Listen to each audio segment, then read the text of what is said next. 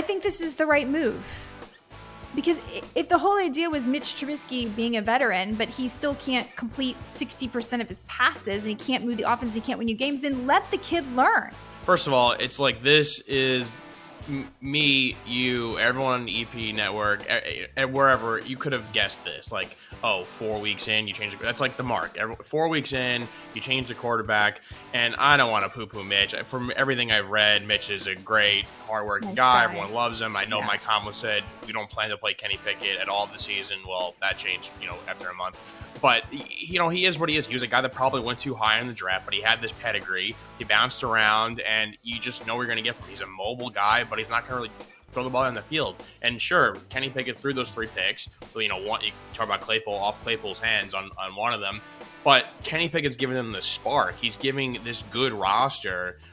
He's gonna attack the defense, and that's what you want to see. And it also makes life a lot easier for Najee Harris because everyone on the defense is like, well, we're just going to stuff the box. Najee's not going to do anything because Mitch is not a threat. I'm a fan of this move. I just wish coaches were more honest and not saying we're not going to play them the entire season because everyone knew that week 4 mark is probably what's going to happen.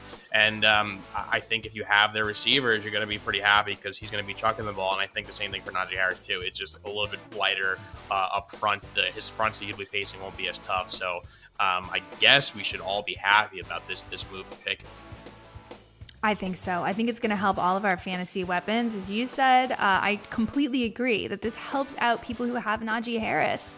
Now Najee Harris is going to be a lot more free to run. I mean, they still don't have a great O-line, but yes, there was no threat with Mitch Trubisky. They could just be all over Najee, and now they can get more creative with Najee. Maybe they'll get more creative with Chase Claypool too. I don't know. But it was time for a change, and I'm glad they made it because Pickett's going to be their future anyway. Sure. Better if you're going to lose, then you may as well let him learn along the way and just trust him, right? Because that's what was happening. They weren't getting wins because they had a veteran. They were still losing.